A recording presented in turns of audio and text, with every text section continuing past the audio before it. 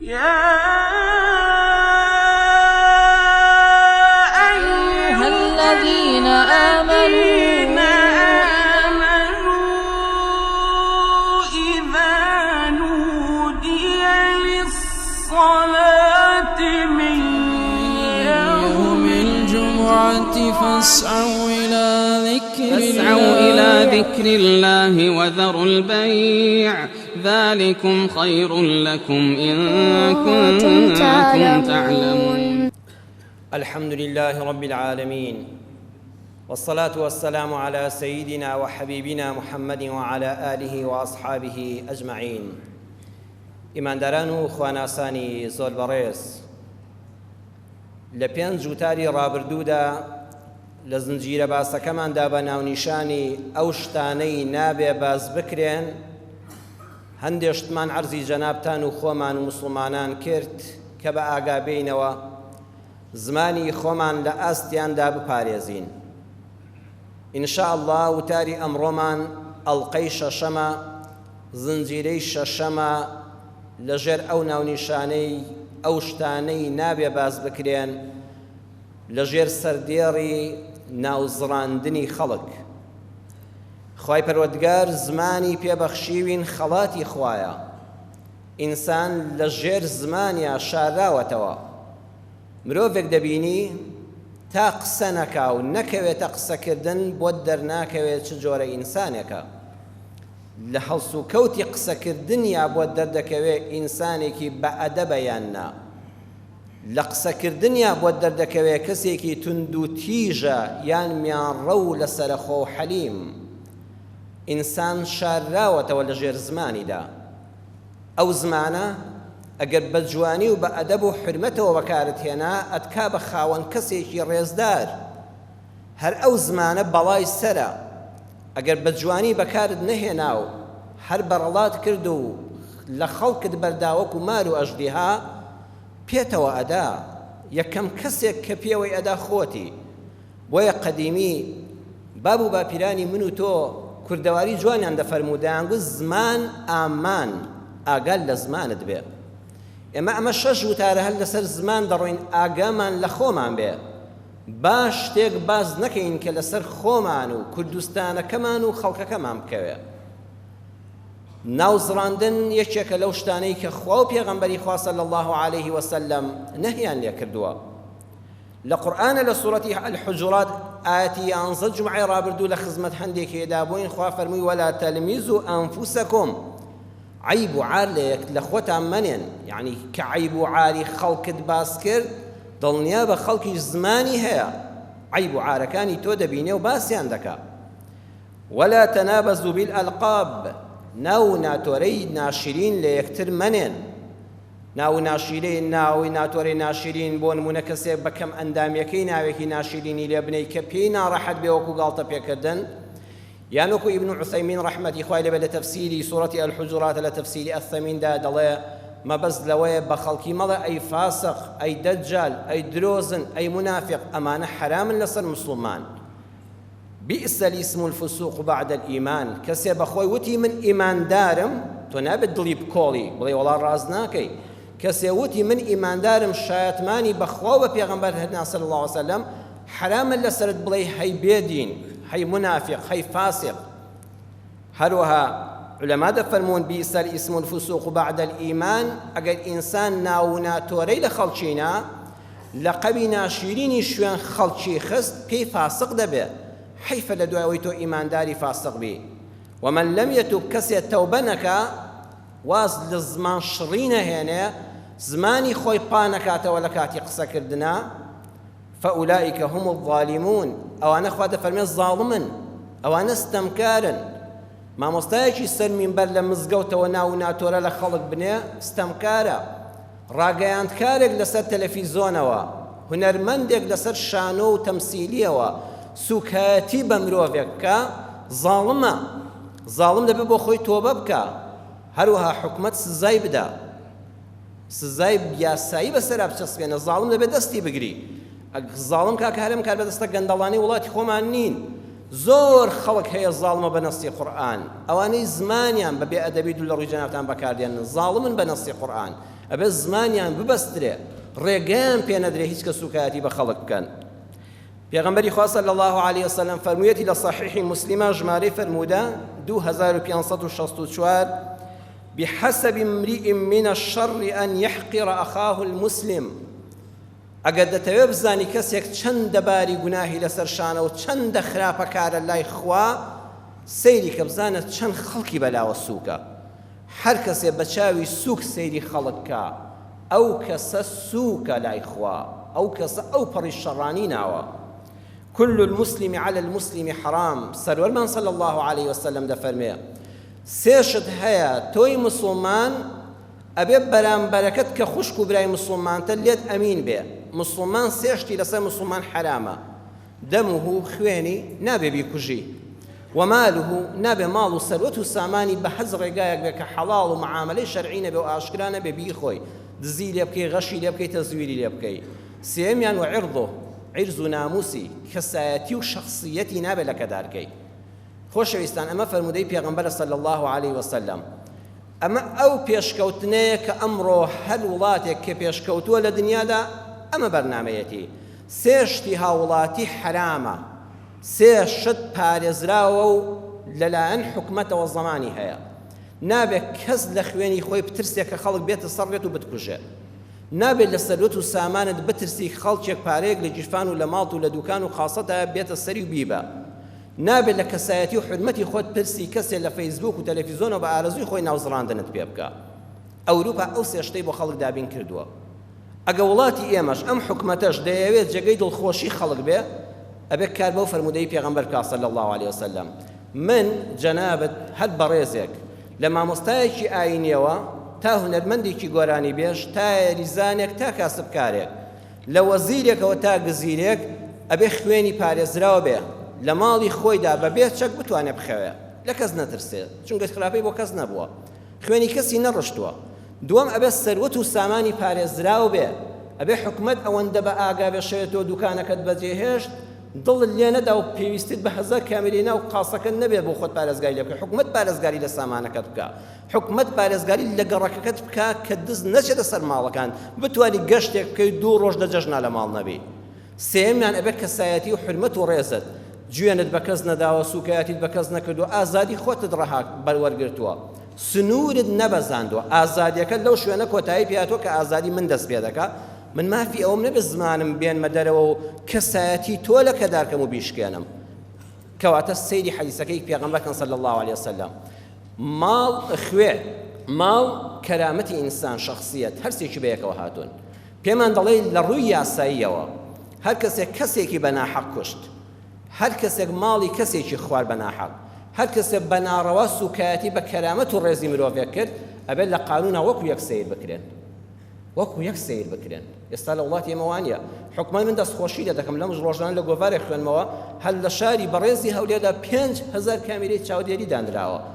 خۆزگە 10000 بێ یاڕەبی دەستان خۆش بە دەستگا ئەمنیەکان. ئەوە بۆ منە، بۆ تۆی بەڕێزە هەمومان دڵنیاییەک هەست پێ دەکەین. تاوانبار لەم شەقامە دەڕوا لەو شەقام حەد دەگیرێ ئۆتۆمبیلەکەی کەسەکە دەناسرێتەوە. بەقەدەر ئەوە واجبی سەرشانی حکومەتە چاودێریش بخاتە سەر تۆڕی کۆمەڵایەتی. چاودێری کاکە لە پێشەوە بخاتە سەر منی مامۆستای مزگەوت و مینبەر. ئایا لەم وتارەدا نەسیحەتی خەڵک دەکەم یان ئابڕۆی خەڵک دەبم؟ ئەخوانیە هەر بە ئارەزووی خۆم دابارمە سەر ئەو خەڵکە بەسە زمانی وڵاتی خۆم، ئەوە گوناحە. بەڵگەیەکم پێ نەبێ، مستەمسەکاتێکم پێ نەبێ، زمانی نەسیحەتم پێ نەبێ، ئەبێ لە منەوە دەست پێ بکە. لە منەوە ئەمجا بۆ خەڵکی تر، بۆ هونەرمەندێک، بۆ ڕۆژنامەنووسێک، بۆ سیاسیەک، بۆ ئەکادیمیەک، بۆ بەڕێوەبەرێکی هونەری، بۆ دەستگایەکی ئەعلامی، بۆ وەزارەتی ڕۆشنبیری چاودێری بخاتە سەر، کامێرەش بخاتە سەر ئەو کە سوکایەتی بە مرۆڤ نەکرێ. ئەو کەسەی کە سوکایەتی بە کەسێک بکا و ناوی بزڕێنێ، دڵنیا بە ئەگە بۆی بکرێ ماڵیشی دەخوا، دڵنیا بە غیرەت یە بێدەشی کوژێ، دەستی بچێت دەچێتە خوێنیشی، هەرسێکی بەیەکەوە باس کراوە. ئەوە بە خوێنی سەری تینۆ، بەڵام دەسەڵاتەکەی ئەوەندەیە ئەمڕۆ هەر ناوی دەزڕێنێ. ئەینا دەسەڵات و سوڵتێ بەدەستەوە بێ، ئەمڕۆ ناوی دەزڕێنێ، بەیانی ماڵەکەشی داگیر دەکات، دوو بەیانی دەشی کوژێ. ئەمە زۆر خەتەرە.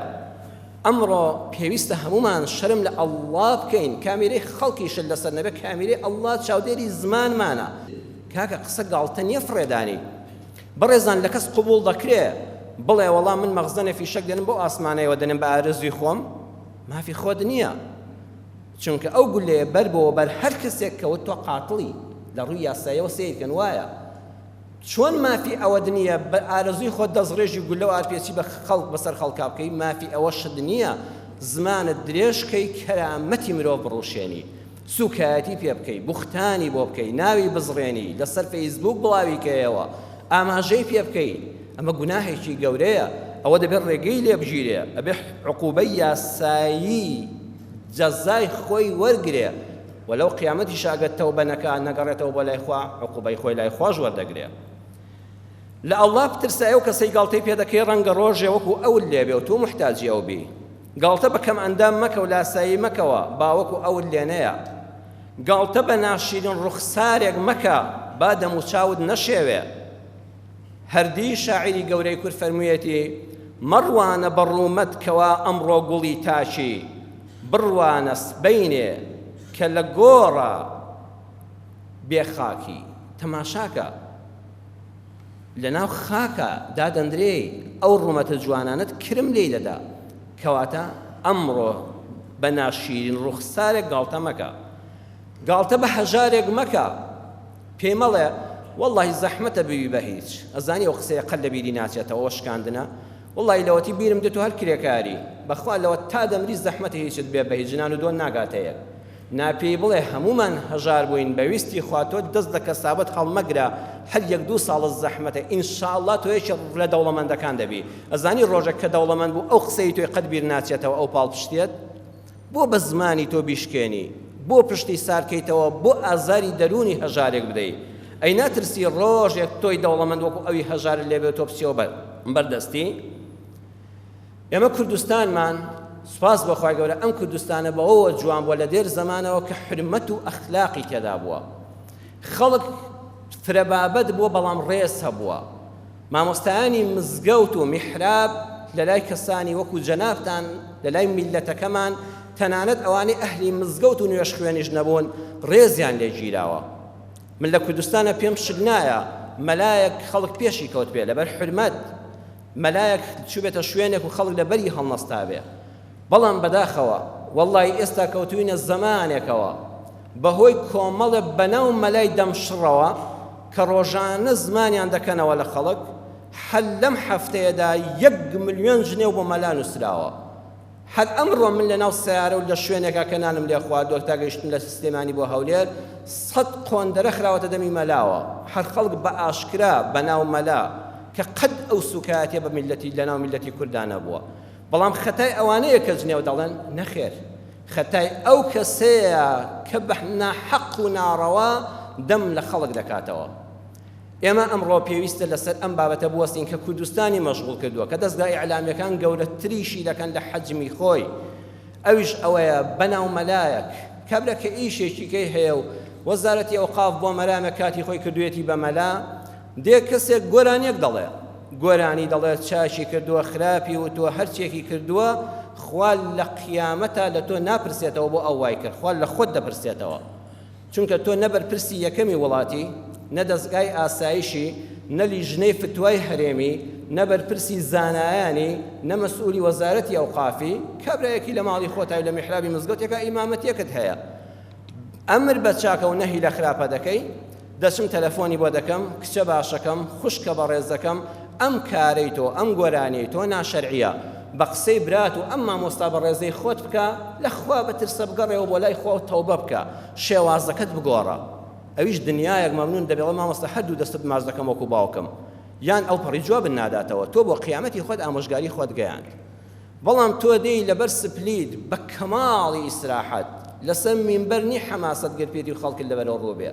کامیرەت ئامادە کردووە بە ئیسراحەتی خۆت لایڤێک دەکەیەوە و ڤیدۆیەکدا دەبەزێنی بە کچە کوردێکی هەورامی دەڵێی دەڵە هەورامیەک ئەخر زانی ئەو وشەیە چەند ناشرینە من و تۆ قبوڵمانە بە کچەکەمان بڵێن دێڵە سەگ هەر ئەو سەگانەی کە سەگی مێینەن و بەچکە بەخێو دەکەن ئێستا زمانیان هەبووە دەچوونە دادگا دەعوایان قەید دەکرد سەگێکی دێڵ چ تاوانێکی هەیە ئینسانی خراپی پێ بشوپێنی وانییە خوا وەلەقەد کەڕەمنا بەنی ئادەم مرۆڤ بەڕێزە مرۆڤ ئەگەر تاوانی کرد گوناهی کرد گوناه بێ ئەوە لای خوایە تاوان بێ سزاکەی لە دنیا و لە قیامەتا هەیە ئەگە گوناه بێ لە بینی خۆی خوادا خوایان لێ خۆش دەبێ یان سزای دەدا ئیشی من و تۆ نییە ئەگە تاوان بوو بۆ کۆمەڵگا خراپ بوو کاکە یاسا هەیە یاسا بەرەو ڕووی دەبێتەوە بە پێی بەندی یاسایی سزای خۆی لەگەڵ دەکا بەڵام تۆ مافی ئەوە نەپی بڵێ دەڵە هەورامیەک ئەمجا دەڵەکەشت کتۆ بە دێڵە سەگ ناوت بردووە ئەمجا ئەو هەموو هەورامیە هەورامی ڕەم هەر پەنجەیەکیان هونەرێکی لە دەبارێ هەورامی لە دین و ئەخلاقا ڕەمز بوون بۆ کوردەواری ئەگەر دین و مەدرسەی دینی و مەلا هەبوو بێ لە کوردستانە لە هەورامانەوە داهاتوە لە مەدرسەکانی شێخی باری هەورامان و تەوێڵە و بیارەوە کاکە ئێستاش مەدرسەی بیارە ئەزهەرێکی کوردستانە حتا ئێستاکانش هەورامی بە دەست و پەنجەی خۆیان لەو شاخە سەختەدا نانی خۆیان پەیدا دەکەن و منەتیان بە حکومەتی ژنیە بڕۆ هەورامانی تەختی ئەو دی و من هەمووی چووم هەورامانی ئەم دی و ئەو دەستە ڕەنگینانە لەو شاخە سەختە چەند دیادگارێکی دروست کردووە ئەو هەموو بیانیان بینیوە لە ئەو دی و لە ئەم دی و هاتۆتە هەورامان سەری سوڵماوە لەو جوانکاریی پەنجەکانی هەورامی ئەدەب دۆستن هەورامی شاعرن هەورامی هونەرمەندن سیاسەمانی هەورامی لە دنیادا بەناوبانگە هەورامی خاوەنی چەندین مەلای کەڵەمەلای ئەم وڵاتن خاوەنی چەندین شەهیدی قارەمانی سەنگەری ئەم وڵاتن خاوەنی چەندین سەرکردەی ئێستای مەیدانی خەباتن تۆ معقولە مامۆستای بەڕێزی مزگەوت بە کچە هەورامێک بڵێ دەڵە هەورامی ئاخر 1 ملیۆن ژنێ بۆ مەلای کورد هاتۆتەوە لەسەر قسەی تۆ ئەوە چێ تاوانبارە ئەو کەسەی بە ناوی مەلاوە سوکایەتی بە ئافرەتێک دەکات پێ دەڵێ نەسیحەت جیاوازت لەگەڵ فەزیحەت دەڵە هەورامیەک ئەمجا بەوەی کەسێک گەنجێک چەپڵەیەک لێدا لێی نادا چی دەکا خۆی گەورە تۆی نەکردووە چاودێر بەسەرەوە خەڵکەوە بڕۆ نەسیحەتیان بکە ئەمجا ئەم کوردستانە بەڕێزان ئەو کەسانە زوعفی خۆیان دەردەخەن ئەڵێ چۆن کەسێک کچێک گۆرانی بڵێ و ئەوە نزیکی 2 ملیۆن خەڵک سەیری دەکا ئەی مامۆستای بەڕێز کەس ڕێگەی لە تۆ گرتووە بچی 10,000 کەس سەیرت کە چێ وەکو ئێمەی مامۆستایانی ینی دەرفەتی بۆ لواوە ئەو هەموو خەڵکە بەڕێزە هاتۆتە ئەم مزگەوتە جوانەوە نە پارەتان دراوەتێ نە کارتان بە دوو دانێردراوە نە دەعوەتنامە بۆ خۆتان هاتوون دانیشتون ئەم کاتەی خۆتان بەخشیوە منیش بە ئارەزوی خۆم قسەتان بۆ دەکەم دەی من خۆم نەتوانم خەڵک گوێم لێ بگرێ ئەبێت لۆمەی خۆم بکەم نەک لۆمەی کشە هونەرمەندێکە خەڵک گوێ لەو زیاتر دەگرێ وایە یان نا ئەمجا ئەو نێوتۆ من کافرم ئەوڵە من مسلمانم کە مر لەکوێ دەنێژرێ مامۆستا پرسیار بکە هەر تۆ دێبێ بێن بە شوێن تا نوێژیشی لەسەر بکەی و تەڵقەی نیشەکەی و دەینێری قەبر و قیامەتی خۆی و تۆ لەسەرتە لەسەر قەبرەکەش بڵێ یا ڕەبی خوا لەم مردۆمان خۆش بی وایە یان نا لە گۆڕستانی مسلمانان دەینێژیان مەسیحەکان و مولحیدەکان هەر لە گۆڕستانی مسلمانان دەینێژی چەندین هونەرمەندم بینی و باوەڕتان بە کامل سفورن تەسویری فلیمی کردووە بە زمانی بە ڕۆژەوە لە مانجی ڕەمەزانە ڕۆژەکەی نەشکاندووە کە تۆ ئاوا دەیبینی ڕەن بڵێ هەر بڕۆی بەخوانە بێ ئامادە نەبوو ڕۆژی ڕەمەزانەکەی بشکێنێ بە تەسویری فیلمی لە مانگی ڕەمەزانە بە زمانی بە ڕۆژەوە کردووە ئەو خەڵکەی ئێمە قابیلی ئەوەی نێ ئەوای پێ بڵێ گوناها گۆرانیەکە ناشەرعیە نایاساییە هەرچیەکە بە زمانی دەڵە هەورامی شتێکی خەتەرە بەڵام ئەم خەتەرە سەرچاوەکەی لە چیەوە دەگرێت هەر ئەو کاکەیە هەر ئەو بەڕێزە 3 ساڵ دەبێت زمانی لەسەر ئەم مزگەوتەی ئێمە و بەندێکە لە خزمەتتاندایە 3 ساڵ زیاتر لەسەرماندا دوێت تەنانەت من برایانی بەڕێزم چەند جاوتیان جواب دێنەوتم هەر لێی گەڕێن بڕوات ئەمێ بەخوام سپاردووە تووشی بەڵای خۆی دەبێت بەبێ ئەوەی ئاگای لە خۆی بێ چوە لەسەر کچێک نە گۆرانیەکەی وەکو خەڵک ناشەرعیە نە جلوبەرگەکەی ناشەرعیە نە هیچ زەرەدێکی بە خەڵک گەیاندووە نە بە کۆمەڵگا گەیاندووە گۆرانێک و کلیپێکی بەخۆی دەرکردووە سەدان گۆرانی هەیە لە وڵاتەدا کچی کورد کردوێتی و لەوەش ناشەرعیترە ئەم هەر لەوێدا تووشی داوی ئەوانە بوو جا ئەمجا کەسێکی ئەوەندە ترسنۆک هەر ئەو کچە هەورامی یەک پخەی لێ کرد لە هەڵەوە بوو بە جووچک ئەوەندە بچووک بووە ئەوەندە تەنەزولی کرد جاوە هێشتا پیاوە بەغیرەتەکانی هەورامان نهاتوونە سەرخەت ئای قڕ بەسەر یەگە بێرە لە ماڵی خۆشیان بخەوێ 1001 دەست و پێ ماچکات تازەوەکو خۆی لە نایەتەوە هەر کەسێ زمانی بەرامبەر بە خەڵک درێژ کرد ڕۆژێ بە داواکەوە دەبێت ڕۆژە دەرناچێت چونکە بنەماڵەی ئەو بەڕێزانە باوەڕ ناکەم هەروە بە ئاسانی لێ خۆش بن کەسێ فیشەکی بە کوڕێک و بە کچێکەوە دنا کوشتی هەروەندە لەسەر تەلەڤیزیۆنی داوای لێبوردن دەکەم عەفو بێ نە تەوبە دوو مەرجەیە فەمەن تابە وەئەصلەحە کەسێ سوکایەتی پێکردی جا سوکایەتی ئەمڕۆ نابڕێتەوە کچێکی بەڕێز کە پێت وت دەڵە هەورامی دەڵە سەگ ئەخبانی کە شووی کرد منداڵەکانیشی ئەم ڤیدۆیە ئەوەی خراپە حتا قیامەت ناسڕێتەوە وانە 100 ساڵی کە ملیۆنە ساڵی کە تا جیهان ماوە ئەم ڤیدۆی هەر دەمێنێتەوە منداڵەکانیشی سەیری دەکەن نەوەی نەوەکەشیڵە کاتی خۆی بەدایکتان ئاوا وتراوە بە دەستگیران ئاوا وتراوە بە خوشکەکەت ئاوا وتراوە بە پورەکەت ئاوا وتراوە هەم مەلایەکچی پێوت وەڵا نوێژ ناکە لە داخی ئەو مەلایە ناتە مزگەوت و گوێ بۆ منیش ڕاگرێ ئەزانی ئەم تاوانە بە لێبوردنێک ڕەش نابێتەوە پیاوان و ژنانی بە حرمەتی هەورامی کە تا ئێستا بە ئەخلاقیەکان تێدا ڕوونەداوە باوەڕ ناکەم لەسەرەوە خۆش بن ئەگە هەر بە لێبوردنێک خۆش بن زەرەدی گەورە لە کوردستانەکە دەکەوێت ئەبێ یاسا ئەگەر هەبێ لەو بڕواایش دانیم یاسا بتوانێت ئیجراعاتی خۆی بکات چونکە ئەوانەش بۆ معلوماتان خەڵکێکەیە لە پشتیانەوە ئەوانش لە حکومەت و لە حیزبەکانی خۆیاندا پشتیان هەیە کە ئازادیان دەکەن چ دەڵێ بێڵێ دواییدا 2 ڕۆژ دەگیرێ دەشتێنمە دەرەوە هیچیش نابێت ئەگە کەسێ پشتی نەبێ ناتوانێت ئەوە بە ئاشکرا زمانی بەڕەڵا بێ لە خوا ناترسێ ئەبێ لە خەڵک ترسێ ئەمجا بە خەڵک بڵێ مەیمون خەڵک چەپڵەیەکی لەدا و 2 منداڵ بۆ خۆی هەڵپەڕی و بڵێ وەکو مەیمون وای سوکاتی نابێت بە مەیمونیش بکەیت دەی مەیمون چ عیبێکەیە مەخلوقێکی خوای و ژینگە پارێزێکی ئەم بوونەوەرەیە پاشان بڵێ وەکو لەشفرۆش ئەو بەڕێزناک بەدایمە لەسەر ئەوەیە کاکە شەرەفی ئەم میلەتە ئەخلاقی ئەم میلەتە بەرەو داڕوخان دەڕوا لەشفرۆشی ئەزانن زانانی دەروون ناسەڵەن هەر کەسێ زۆر شتێک بەکاربێنە نیشانەی ئەوەی بۆ خۆی ئەو شتەی تێدایە باشە وەڵڵاهی من نازانم من لەم وڵاتەدا لەشفرۆشم نەدیوە بەخوای نەشم بیستووە زۆرترین بەرکەوتێ ڕۆژانەی ئەم خزمەتکاری ئیسلامە لەگەڵ تەلەبەی جامیعەدایە لەگەڵ تەلەبەی بەشەنا خۆیدایە لەگەڵ کوڕکچی گەنجدایە وەڵڵاهی سوێنتان بۆ دەخۆم تا ئێستا بێ ئەخلاقێکم نەدیوە وەڵڵاهی سوێنتان بۆ دەخۆم کوڕکچێکی بێڕەوشم لە زانکۆدا نەدیوە دەکرێت کەسێ نەزەرێکی کردبێ هەروەکو تۆش کردوتە ئەویش کردوێتی ئەویش کردوێتی گەنجێکە بەڵام وەڵڵاهی زۆر بە ئەخلاقن وەڵڵاهی زۆر پاکن ئەم هەموو هەزاران کوڕکچە گەنجە لەو پەڕی حەماسەتی گەنجەتیدا لە زانکۆ لە تەنیش یەکەوەن ئەرە کاکە چێ کچەکەی بەبێ ئەخلاقی لە زانکۆ هاتوێتەوە وانییە وەڵڵاهی خەڵک و کوڕکچەکانی ئێمە لەم زەمانەیە ئەبێ مەمنونیان بین بەخوا ئەبێ مەمنونیان بین وەڵڵاهی زۆر بە ئەخلاقن بەڵام مامۆستا ئەگەر تۆ بەدوی گۆرانیدا ناگەڕی لە فەیسبووکە کە تا چۆن زانیت کچێک گۆرانی وتووە ئەی بۆ من نازانم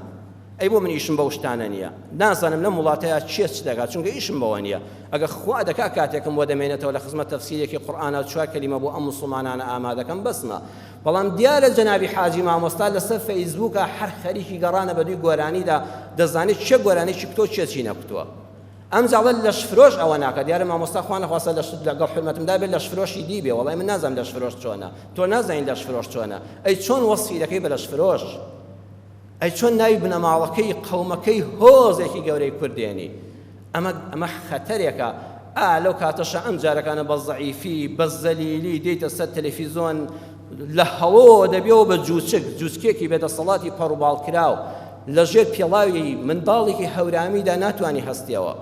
هێشتا کانەم مەترسیەکەشت بەسە گەورە نەبووە هێشتا هەر کچە هەورامێکە ڕۆژی لێکردووی پخەیەکی لێکردووی لە پخەکەی ئەو تۆقیوی بۆیە زمان ئامان ئەگەر لە زمانی خۆت گەڕێ کاکە بۆ وال لێ بەسەر دێ مەلای کورد بە ئەدەب و بە ئەخلاق ناسراوە ئەو کەسانە بەڕاستی لە حجرەی فەقیهەتیدا نەبوونە مەلا چونکە مەلای ئێمە لە ئاخر مادەکانی مەلایەتیدا کتێبێکەیە جەنابی مامۆستایان دەزانن کتێبی جەمع الجوامع جەمع الجوامع ئیمامی سوبوکی کە مەلای کورد ئەو کتێبە دەخوێنێ و دەبێتە مەلا ابن السبوکی دەفەرمێت لە حەیوانی ماڵی خۆمان دانیشتە بووم سەگێک هات منیش پێم وت ئیخسە کەلب ابنی کەلب جغا هەی سەگی کوڕی سەگ ئەڵێ باوکم ئیمامی سوبوکی لێم تووڕە بوو فەرمی ڕۆڵە ئەوە قسەی تۆ نەبوو حەیف من تۆم وا پەروەردە نەکردبوو وتم جا باوکە چی ناشێنم وتۆ بەو سەگە وتمە سەگی کوڕی سەگ ئەو سەگە کوڕی سەگ نییە وتی با ئەو سەگە کوڕی سەگە بەڵام تۆ قسەکەت بەگاڵتە پێوت بە ئیستیهزا پێدوت بە سوکایەتی پێدوت من تۆم وا پەروەردە نەکرد بوو سوکایەتی بە سەگێک بکەی بە سەگێک هەر لە کوڕەکەی تۆڕە بووتی حەیف پەروەردەی من بۆ تۆ وانە بە سوکایەتی بە سەگێک بکەی ڕۆڵە زمانت بپارێزە نابێت سوکایەتی بە سەگیش بکەی چ جای ئەوەی کچە کوردێک بەجلی کوردیەوە بێنی بیش و پێنی بەدەڵە سەگێک ئەگەم مەلایەک لە حجرەی کوردەواریدا بخوێنێ فێری ئەدەبی ئیمامی سوبوکی دەبێت کە بە زمانی خۆی جارێک سوکایەتی بە مرۆڤێک ناکە ئێمە هەمومان خزمەتکاری مەدرسەکەی شەخ محەممەدی خاڵین هەمومان مەلای کورد قەرزاری مەدرسەکەی مامۆستا مەلا عەبدولکەریمی مدەڕیسی بیارەین مامۆستا مەلا عەبدولکەریم مدەڕیسی بیارە هەزار ڕەحمەتی خوا لە گۆڕی بێ ئێمەی ئاوا فێر کرد دەیفەرموو ئەدەب وەسفێکە هەرد بۆ مەرد ئەشێ نامرد ئەدەبی قەت لێ ناوەشێ ئەدەب وەصفێکە هەر بۆ مەرد ئەشێ نامەرد ئەدەبی قەت لێ ناوەشێ دوور بە لەو کەسەی لە ئەدەب دوورە ماڵی بێ ئەدەب ماڵی بێ نورە هەر کەسێ مەردی مەیدان بێ پیاوی ناو پیاوان بێ بە ئەدەبە قەت وشەی ناشرین بە خەڵک ناڵە بە هیچ کەسێک بە کافرێکیش ناڵێ بە بێ ئەدەبی باسی ناکە ئەو کەسەی لە ئەدەب دوورە ماڵی بێ نورە ڕوخساری وەڵڵی سیمای مسلمانانی لێدا دەتکێ بەداخەوە قەت عەرزم کردن مەلای کورد ئەو هەموو ژنێ و سوکاتی پێ نەوتراوە پاشان ئەو بەڕێزە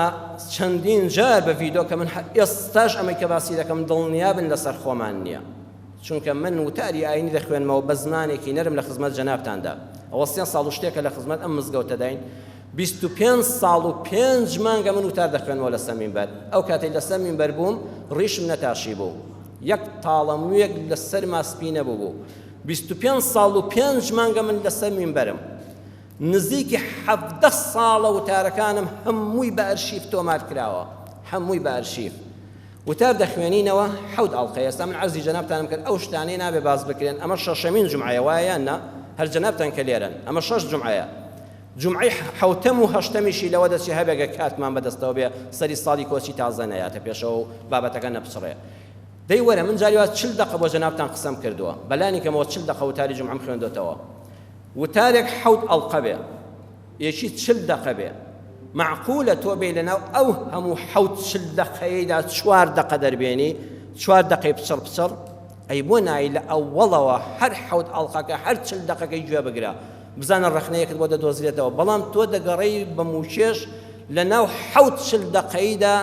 4 دقە دەردێنی 4 دقەکەش بۆ خۆت دەڵێی وادوتووە من بەو بەڕێزانە ناڵم خوێندەوار نین قەت زمانم بە کەس ناڵم منافقی قەت بە کەس ناڵم دەجاری قەت بە کەس ناڵم جەهەنەمی وەڵڵا برایان ئێمە بەیانیان کە لە خەو هەڵدەستین دوای نوێژی بەیانی 3 جار پەنا دەگرین بەخوا لە جەهەنەم ئەمجا داوای بەهەشتی خوا دەکەین بەڵام هەمیشە ڕەئیم وایە واللهی ئەوەندە دڵم بە ڕەحمەتی خوا خۆشە یەقینم وایە کە ناچمە جەهەنەم بەویستی خوا واللهی کە سەیری ئێوەش دەکەم دم و چاوتان وا دەبینم بەویستی خوا جەهەنەم نابینن حەد دایمە دڵم بە ڕەحمەتی خوا وا خۆشە بەدەست خۆم نییە دایمە تێگەیشتم دەرگای بەهەشت هەشت دەرگایە جەهەنەم کەمترە و حەوتە میلەتە کوردەکەی خۆشم بەم مەزلومی و فەقیری و داماوی و زوڵم لێکراوی خۆیەوە ئێکاکە ئەوەنەی تاوان بەرامبەر کراوە لە گوناه پابۆتەوە ئینشاءالله دەم حکومەتە ستەمی لێکردن ئەوەندە دەربەدەر و ئاوارە بوون ئەوەندە فەقیری و هەژاریتان دی ئەوەندە بە ئەخلاقن ئەوەندە بە ڕێزن کوڕە ئینشاءالله هەمومان بەهەشتین دایمە دینێکی ئاسانتان پێ دەڵێم من 30 وتارم ڕەمەزان پێشکەش کردن 26 وتا 27 وتا بە ناوی ئاسانتر دین لای من ئاسانە یورید الله بكم اليسر ولا يريد بكم العسر خەڵکی نەخوا بۆ خۆی دینێکی پوخت و ئاسانی بۆتان دەوێت بەڵام مانیعیش نین چێ دینی تون دەگرێت بە کاکە تۆش لە ماڵی خۆتەوە لە وتاری خۆتەوە بەو خەڵکە بڵێ هەر هەمووتان جەهەنەمین ئێ من هاتووم پێت بڵێم خراپە دوت والله من ئینشەڵڵا خۆم بۆ جەهەنەم ئامادە نەکردو بەویستی خوا بە کردەوەکانی خۆشم نانازم هیچ کردەوەیەکی وام نییە شایانی ئەوە بێ خوا لێم خۆش بێ ئیلا خۆم داوەتە پاڵ ڕەحمەتی خوا دومە خوایە من لەوە لاواسترم بەرگەی جەهەنەم بگرم بەڵام ئەوەندە ڕەحمی تۆ فراوانە بەویستی تۆ لێم خۆش دەوی تۆش هەروا دەڵێی ئەوەندە کوڕکچەکانی خۆشمان کە دەبینم بە ئەخلاق و بەڕێزن وەڵی برا من کوردەواری لە شفرۆشم تیان نەدیوە بەخوا لە ئافرەتی کوردەواریە دەڵەسەگم نەدیوە ئێتر چ زمانێ قسە بکەم باسی شتێک شتان بۆ دەکەم بڵم لە دیندا هەیە بۆ نمونە هەموو کتێبەکانتان ئێستا بۆ دەخوێنمەوە بە هیچ مامۆستایەک بەو برا بە ڕێزەشم ناڵێم نە تۆ فاسقی نە بێدینی نە نەخوێندەواری نە جاهیلی ئەڵم بڕم بە مامۆستای خۆشەویست تۆ کەم بخوێنیەوە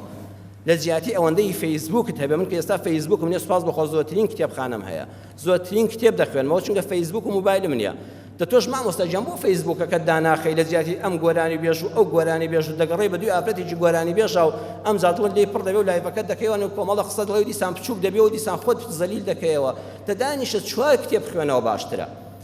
باسی گۆرانیمان کردو باسی مۆسیقامان کردو سەیری ئەم بەڕێزانەکەن کە عالمی ئەم کوردستانن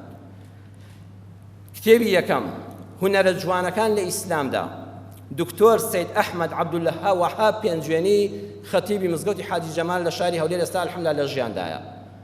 کە چۆتە سەر مینبەر تاڵێک مووی سپی لە ڕیشیان نەبووە منداڵکارێک بووە ئێستا سەر و ڕیشی بۆ خۆتان دەیبینین لە تەلەڤیزیۆن و لە شارەکەدا مووی ڕەشی تیان نەماوە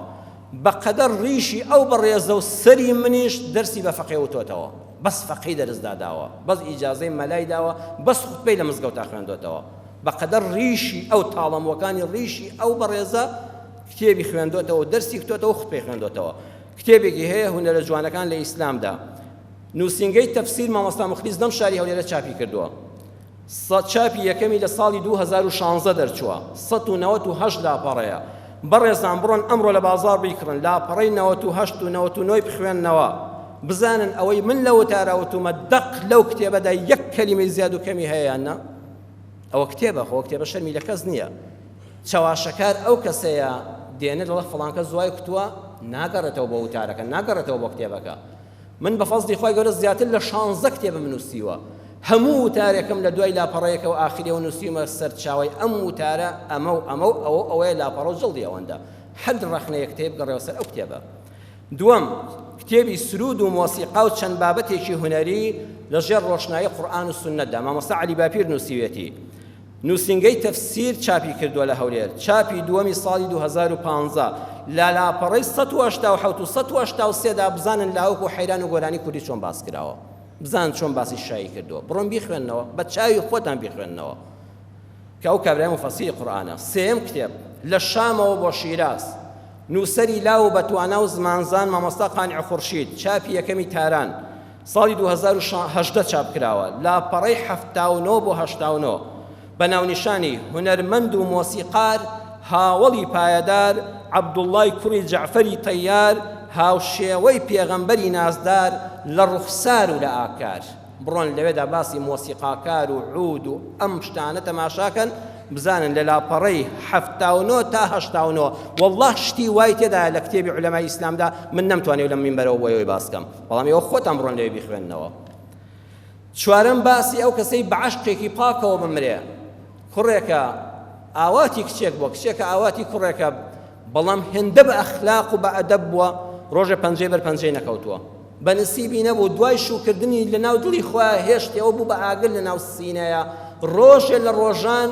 نامەیەکی بڵاو نەکردەوە ناوی نەزڕاند لای کەس باسی نەکرد هیوای بەختەوەری بۆ خواست و داوای قەرەبووی لە خوا کرد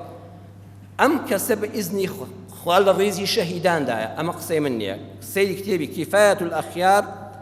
في حل غاية الاختصار ئەم کتێبە هەموو مەلای کورد و فەقەی کورد خوێندویانە ئێستا لە هەموو کتێبخانەی کوردستاندا هەیە لە لای مەلا کوردەکانی خۆمان لە هەموو مزگەوتێک لەو حجرەی خۆمان هەیە ئەم کتێبە چێ نووسیوێتی العلامة المحدث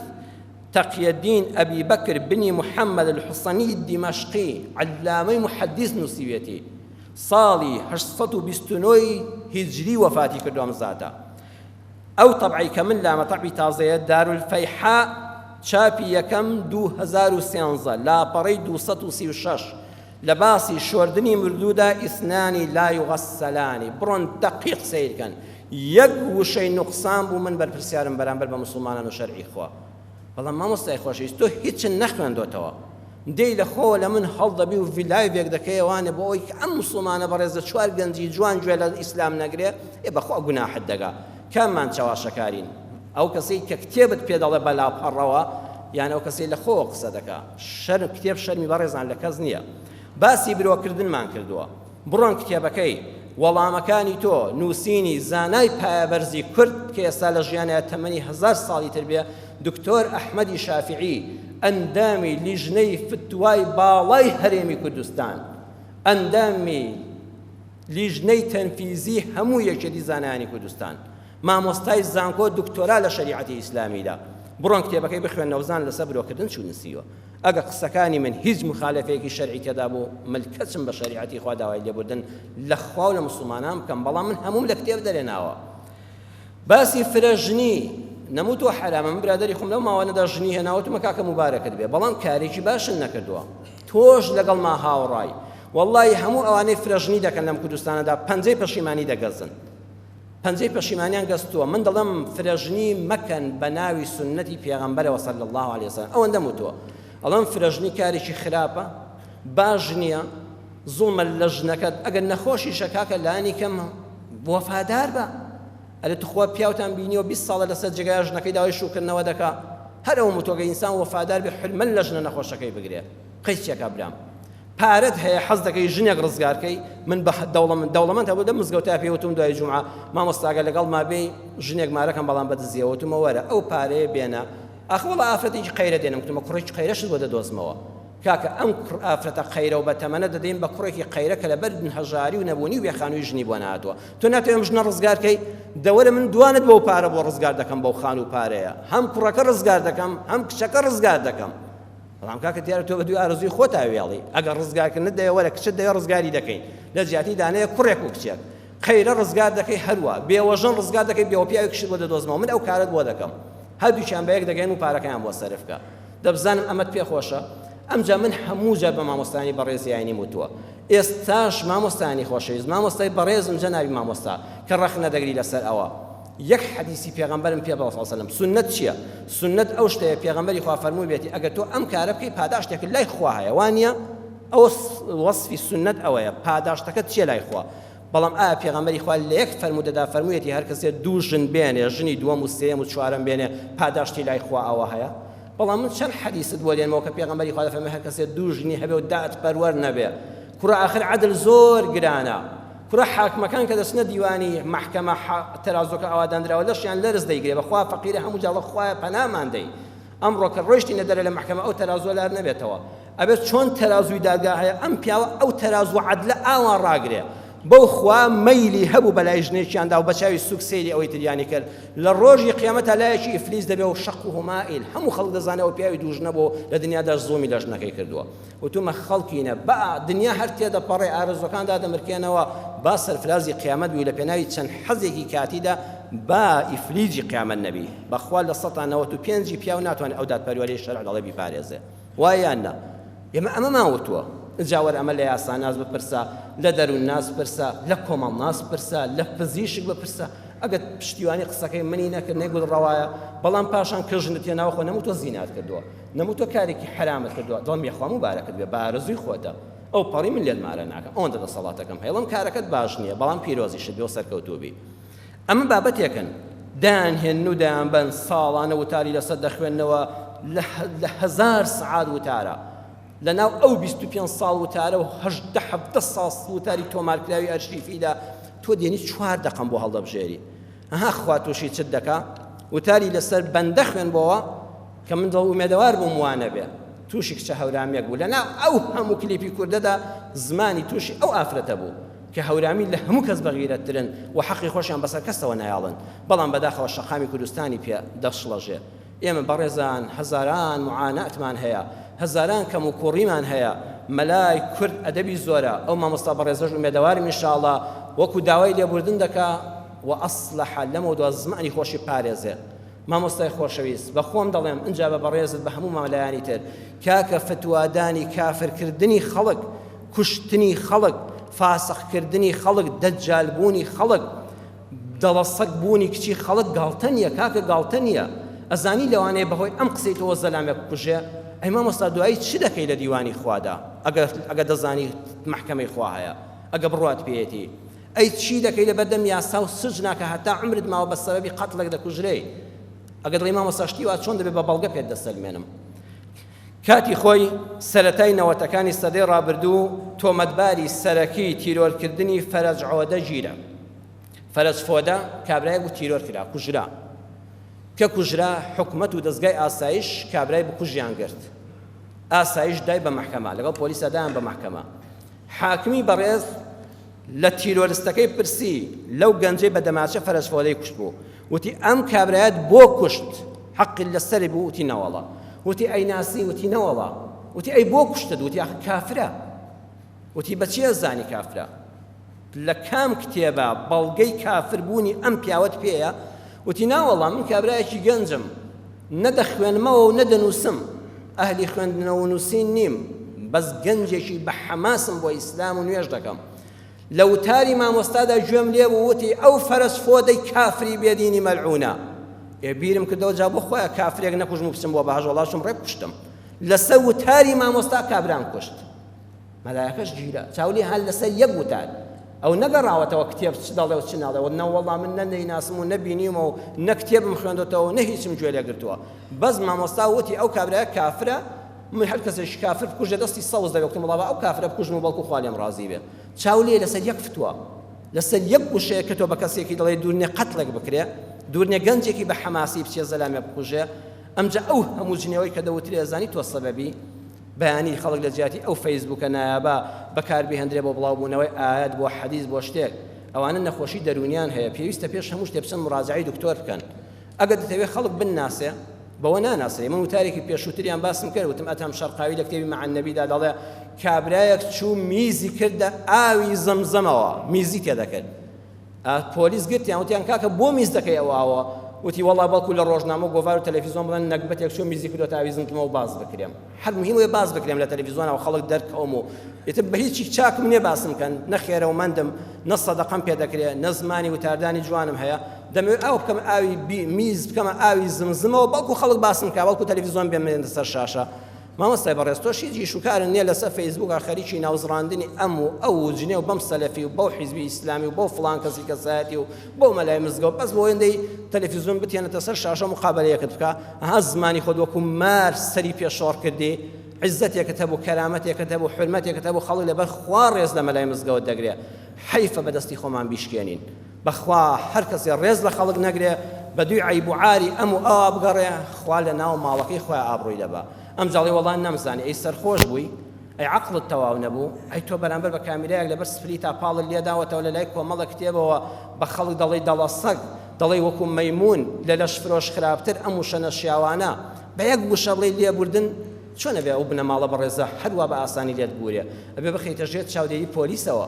چەندین ساڵ وشەیەکی نەشیاو لە زمان نایەتە دەرەوە وأصلح تاب وأصلح قرآن وهذا فرمي نكر بلي التوبة به أبد دعاء التوبة كدني إصلاحش بي جارش كزمان برامبر بكز بكار نهيني بويا برزان للردا وكان دا بادر زور جرين بخوا رحم من بيبكى إيمش زمان من برامبر بخلق بباريزين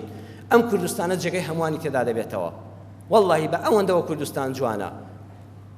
خرابي تدابي وشاكي تدابي رولديني تدابي وبيديني تدابي خەڵکێکی بەخوا من لە کوردستان عشقی نابم خوا نەکردە دوول لە ڕووی هەموو خوشکان و دایکان بێ ڕەوشتی تێدا بێ ئەمدا ساڵح بوونی تۆ دەردەکەوێت کەسی ڕێگەی تۆی و عیبادەت و خواناسی و مزگەوتی لێ نەگرتووی دنیای ئەوروپا بۆ ئەوە گەنجی خۆمان خۆ بە بەحری ئیجەدا دەدا ئازادی بۆ هەموو کەسەیە بڕۆ ئەو لەندەنە مزگەوتەکانیان لەم مزگەوتی ئێمە قەرەباڵغترە شوێنی بەدڕەوشتیشیان ئاشکرایە جا چێ پیا و مەردە بۆ مزگەوت دەچێ شێ نامەردە دەچێ بۆوێ بەڵام کەسیش تەشهیر بە کەس ناکە کەس گوێن بە کەس نادا کەس تەشهیر لە کەس نادەکات کەس ناچێتە سەر ماڵی کەس لێگەڕێ ئەم دنیای خۆ ئازادی کردووی زمانی نەسیحەتیش جومعەی داهاتوو تریان ئینشەڵڵا دەچمە سەری تۆ کە ئەمری ئیشێکی بێ شەرعی بینی نابێ بێدەنگبی نابێ بێدەنگبی بەڵام چۆن قسە دەکەی گرنگە من سەدان جار ڕەخنەم گرتووە ئەو بەڕێزە چەند جار بوختانی بۆم بەندەی خوا کردووە